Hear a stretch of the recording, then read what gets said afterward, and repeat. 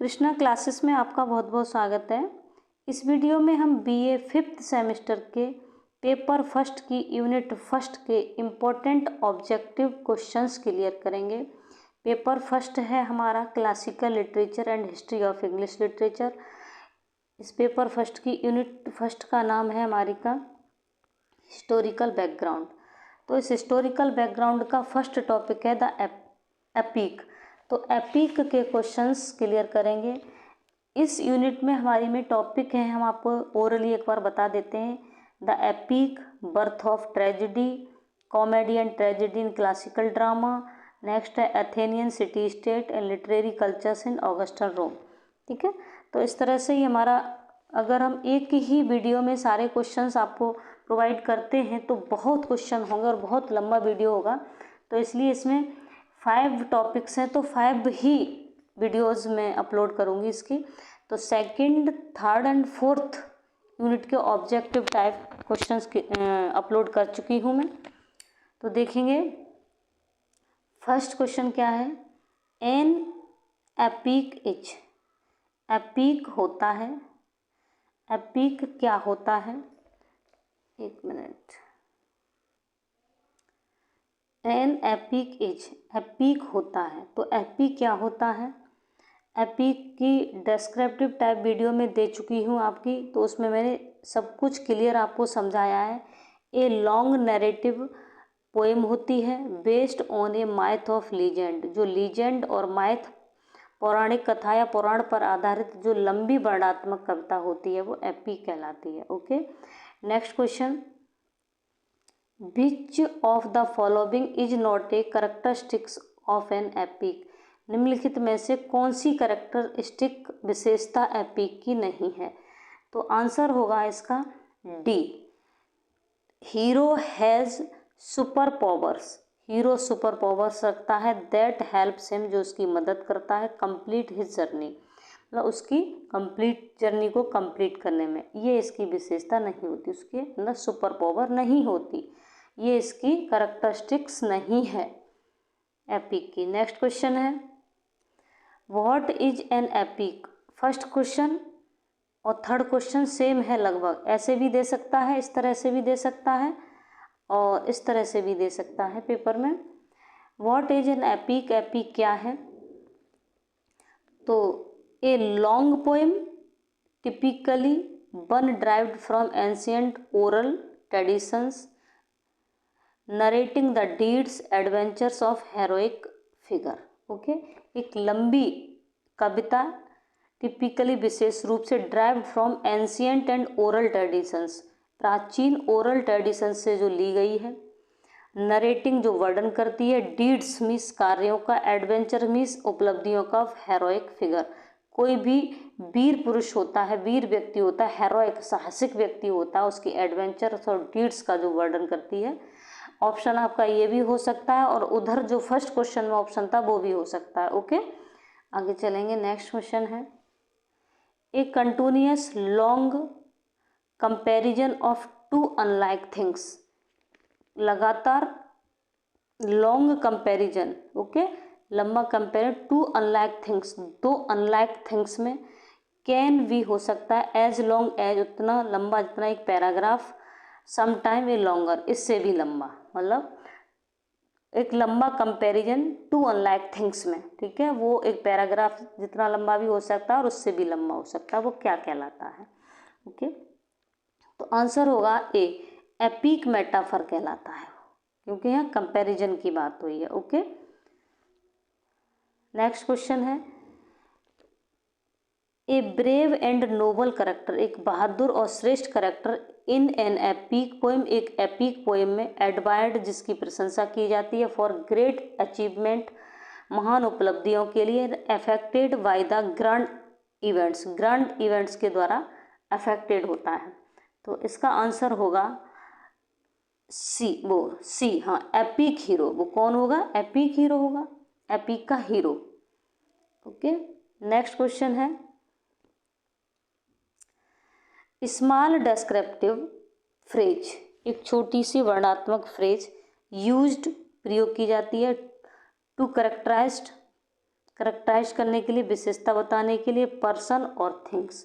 किसी भी व्यक्ति या वस्तु को करेक्टराइज करने के लिए एक डेस्क्रिप्टिव फ्रेज, एक वर्णनात्मक फ्रेज का प्रयोग किया जाता है, इसे क्या कहते हैं? वो होता है एपिथेट। आंसर होगा ए। ये एपिथेट मैंने 3rd सेमेस्टर में पढ़ाया है। एपिथेट एक लिटरेरी टर्म है, ठीक है। एपिथेट का मतलब होता है एक नई उपाधि दे देना, नया नाम दे देना। नई उपाधि, नया नाम से मतलब है जैसे कि मान के चलिए महात्मा गांधी। महात्मा, वैसे तो उनका नाम महात्मा गांधी है, लेकिन उन्हें उपाधि किसकी दी गई है? राष्ट्रपिता की, बापू की। ओके, जैसे कोई बातूनी बच्चा है, कोई लड़की है या लड़का है ज़्यादा बात करता है तो उसे क्या कह देते हैं? बातूनी। तो उसकी कैरेक्टरिस्टिक्स को नोटिस करके, उसकी विशेषताओं को देख करके उसको जो नाम दे दिया जाता है वो एपिथेट कहलाता है। ओके, नेक्स्ट क्वेश्चन पर चलेंगे।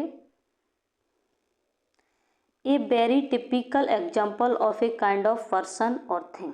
ए वेरी टिपिकल एग्जाम्पल होता है ए काइंड ऑफ पर्सन, किसी प्रकार के व्यक्ति का, और पर्सन का, वो क्या कहलाता है?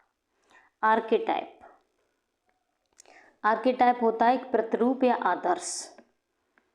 नेक्स्ट क्वेश्चन है message of the poet story. Story का मैसेज दैट रिफ्लेक्ट्स, जो रिफ्लेक्ट्स करता है यूनिवर्सल आइडिया, जो एक यूनिवर्सल आइडिया, एक वैश्विक आइडियाज़ को रिफ्लेक्ट्स करता है, वो क्या कहलाता है? तो आंसर होगा इसका एपिक थीम। थीम होती है वो एपिक की। एक मैसेज होता है कि प्रत्येक स्टोरी का एक मैसेज होता है, वो स्टोरी का मैसेज ही स्टोरी की थीम कहलाता है, जो क्या देता है? एक यूनिवर्सल आइडिया को छोड़ता है। नेक्स्ट क्वेश्चन पर चलेंगे। Piece of literature. लिटरेचर का पीस लाइक ए पोएम, एक पोएम की तरह, और स्टोरी, स्टोरी की तरह, विच है, जो रखता है ए हिडन और सिंबॉलिक मीनिंग, जो एक हिडन, छुपा हुआ, और एक सिंबॉलिक मीनिंग रखता है, उसे क्या कहते हैं? तो वो क्या होती है? एलिगोरी होती है, प्रतीक चिन्ह, प्रतीक कथा कह लीजिए, एलिगोरी। इसका आंसर डी होगा। नेक्स्ट क्वेश्चन है इट इज ए रेफरेंस। यह एक रेफरेंस है टू ए फेमस पर्सन, किसी भी फेमस पर्सन के लिए, प्लेस के लिए और थिंग के लिए, और किसी भी इवेंट के लिए, वह क्या कहलाता है? मतलब किसी भी फेमस पर्सन, प्लेस, थिंग्स और इवेंट का रेफरेंस क्या होता है, उसे क्या कहते हैं? वो इल्यूजन होता है। इल्यूजन का मतलब होता है कि धारणा होती है, एक प्रभाव होता है। किसी भी पर्सन का, प्लेस का, थिंग्स का और इवेंट का अपनी एक धारणा होती है, अपना एक प्रभाव होता है। Okay, illusion. इल्यूजन मीन्स भ्रम भी होता है, यहाँ भ्रम से सेंस नहीं है, यहाँ एक प्रभाव से, धारणा से सेंस है। ओके, नेक्स्ट क्वेश्चन पर चलेंगे। A comparison of two unlike things. Two unlike things के बीच में कंपैरिजन, तुलना, दैट यूजेस, जो प्रयोग करती है लाइक और एज। लाइक और एज जैसे शब्दों का प्रयोग किया जाता है। डेवलप्ड ओवर सेवरल लाइन्स और वर्स। वर्स को जब क्रिएट किया जाता है तब क्या किया जाता है? लाइक और एज जैसे शब्दों का प्रयोग किया जाता है और कंपैरिजन किया जाता है दो अनलाइक थिंग्स में। टू अनलाइक थिंग्स, मतलब टू अनलाइक थिंग्स में कंपैरिजन तो मेटाफर में भी किया जाता है, एपिक मेटाफर में, लेकिन लाइक और एज जैसे शब्दों का प्रयोग सिमिली में किया जाता है। तो आंसर हो जाएगा इसका C, epic simile. Okay, next question है इवेंट्स दैट इन्वॉल्व। इवेंट्स घटना है, दैट जो इन्वॉल्व करती है लॉन्ग जर्नी, एक लंबी जर्नी का वर्णन करती है, फुल ऑफ कॉम्प्लिकेशंस, जो कॉम्प्लिकेशन से भरी होती है जर्नी, यात्रा। ओके, जटिलताओं से, कठिनाइयों से, कॉम्प्लिकेशन से भरी हुई जर्नी को इन्वॉल्व करती है वो घटनाएं, तो वो क्या कहलाती हैं? ओके, तो वो कहलाती है, आंसर होगा इसका ए, एपिक प्लॉट। प्लॉट होता है वो किसी स्टोरी का एक योजना कह लीजिए, स्टोरी का कथानक कह लीजिए। Where the journey takes place, जहाँ एक जर्नी टेक प्लेस करती है, जर्नी स्टार्ट होती है, usually more than one place, तो उस जर्नी, जो जर्नी की जाती है वहाँ पर एक स्थान से नहीं, एक स्थान से अधिक स्थान की जर्नी की जाती है। मतलब जहाँ पर जर्नी टेक प्लेस होती है तो usually more than one place से अधिक की, तो वो क्या होता है? Epic setting. आंसर डी होगा इसका। Is a long narrative poem, एक लंबी वर्णनात्मक कविता होती है। अबाउट मीन्स बारे में, an epic hero, epic hero के बारे में, and the heroes journey, hero की जर्नी के बारे में, वह क्या कहलाती है? तो ये होती है एपिक पोइट्री। ठीक है, एपिक प्लॉट होगा नहीं, एपिक थीम ये होगा नहीं, क्योंकि ये लॉन्ग नरेटिव पोएम, एक लंबी वर्णनात्मक कविता। तो लंबी वर्णनात्मक कविता क्या होती है? एक लॉन्ग पोएम या एपिक पोएम होती है। ठीक है, नेक्स्ट क्वेश्चन है what do you understand by mock epic, आप मोक एपिक से क्या समझते हैं?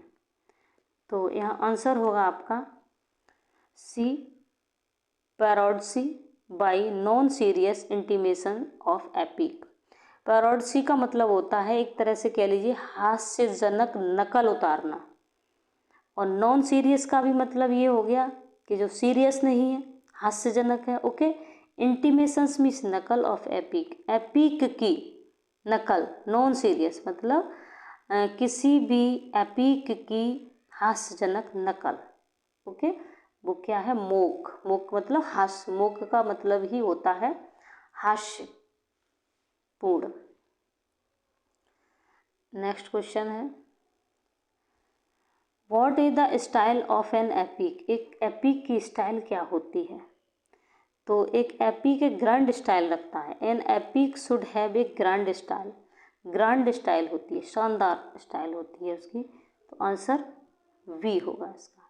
नेक्स्ट क्वेश्चन है what is the equality of mock heroic style, what is the equality, equality में समानता of mock, a mock epic heroic style, एक mock heroic style, mock heroic style की इक्वलिटी क्या है? आंसर होगा इसका C, the great is presented as little, the little as great. मतलब great महानता को प्रेजेंटेड किया जाता है, प्रस्तुत किया जाता है एज लिटिल, लिटिल के रूप में। महानता को, ग्रेट व्यक्ति को या ग्रेट चीज को प्रेजेंट लिटिल के रूप में किया जाता है, और लिटिल चीज को ग्रेट के रूप में, ठीक है, एज ग्रेट, ये हटा के दिखा देते हैं, एज ग्रेट। ये क्या कहलाती है? Equality of mock heroic style. Okay, next question पर चले। नेक्स्ट क्वेश्चन है what is the source of Homer's Odyssey, Homer's की जो ओडिसी है एपिक, उसका सोर्स क्या है? उसका सोर्स है ग्रीक माइथोलॉजी, इसका सोर्स ग्रीक माइथोलॉजी से को इस होमर ने सोर्स बनाया है, उसी पर आधारित इसको लिखा है। What do you understand bye epic, epic से आप क्या समझते हो? वही क्वेश्चन है घुमा फिर आगे, फर्स्ट थर्ड 19 एक क्वेश्चन और इसी तरह से है। ठीक है, तो इस तरह से किसी तरह से पूछ ले तो आपको ऑप्शन समझना है। Okay, epic is a long argumentative, थोड़ा सा क्वेश्चन ऑप्शन घुमा दिए हैं हर एक में। Epic is a long argumentative, epic is होती है एक लॉन्ग आर्ग्यूमेंटेटिव मतलब तर्कपूर्ण कविता, डिवाइडेड बटी होती है इनटू मैनी पार्ट, कई पार्ट में डिवाइडेड एक आर्ग्यूमेंटेटिव पोएम, लंबी पोएम होती है। नेक्स्ट क्वेश्चन है, लास्ट क्वेश्चन है how does the epic begins, एक एपिक कैसे बिगिंस होता है? By invocation of muse, muse के इन्वोकेशन से। इन्वोकेशन होता है एक आवाहन, प्रार्थना, एक आमंत्रण करना, म्यूज के आवाहन से। म्यूज, म्यूज एक होता है, कह लीजिए एक वुमेन होती है, who is the source of inspiration, जो इंस्पिरेशन की एक कह लीजिए आर्टिस्टिक इंस्पिरेशन की एक सोर्स होती है म्यूज,